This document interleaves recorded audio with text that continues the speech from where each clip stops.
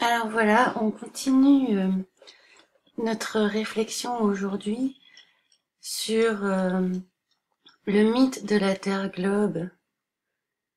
Pourquoi j'ai appelé ça le mythe de la Terre globe? Parce que j'ai essayé de vous montrer dans les vidéos précédentes qu'il est tout à fait possible d'approcher notre modèle héliocentrique d'un point de vue social, d'un point de vue culturel, d'un point de vue historique.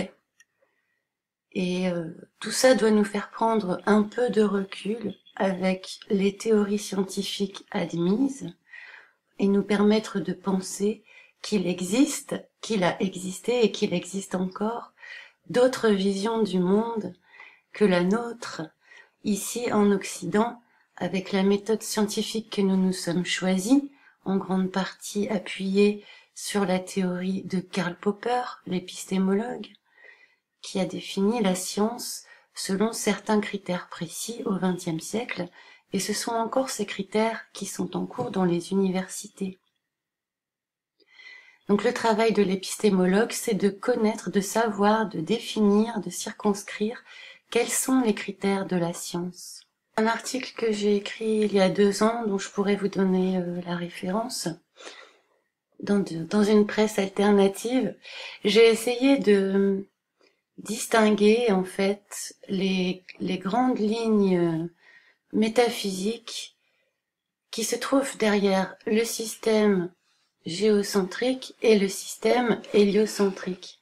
Vous savez, je pense, qu'on parle de révolution copernicienne. La révolution copernicienne n'est pas qu'une découverte scientifique, c'est aussi le départ d'un renversement dans notre conception du monde, dans notre conception existentielle,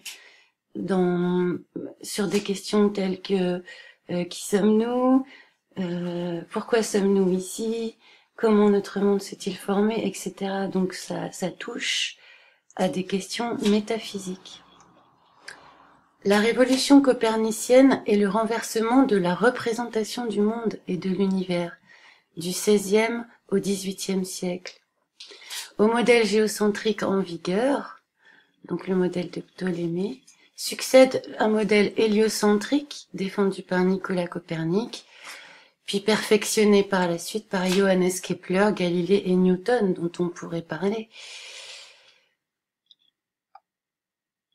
Donc cette évolution fit passer l'humanité d'une vision d'un monde clos, c'est-à-dire une terre plate, souvent en forme de disque surmonté d'un dôme, le firmament, à un univers infini, ou en tout cas sans limite connue. La révolution copernicienne est un exemple caractéristique de révolution scientifique, comme l'a décrit Thomas Samuel Kuhn, l'épistémologue, donc c'est-à-dire qui étudie les critères de la science, dans la révolution copernicienne et la structure des révolutions scientifiques. Donc c'est très récent tout ça.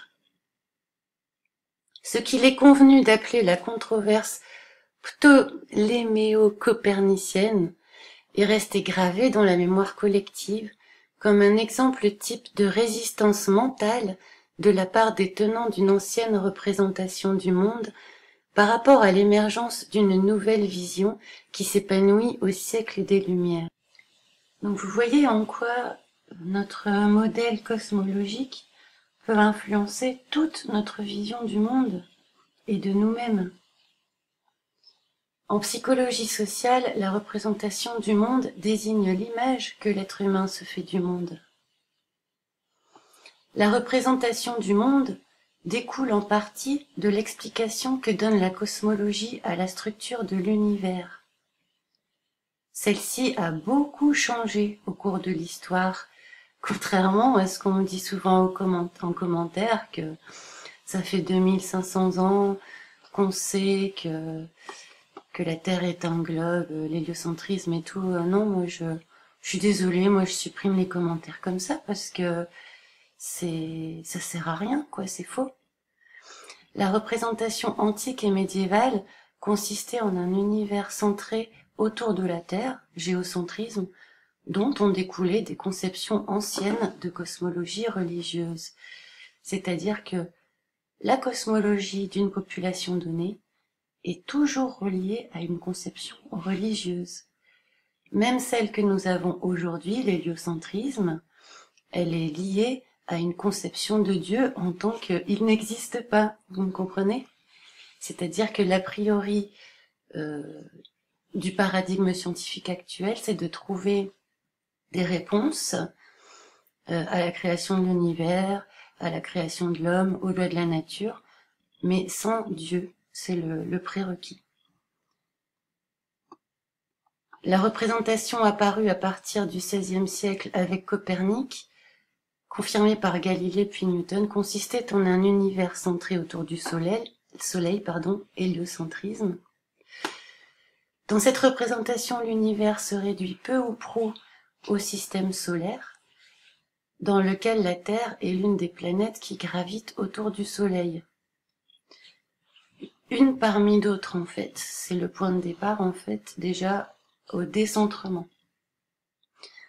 L'acceptation sociale de cette représentation a nécessité plusieurs siècles.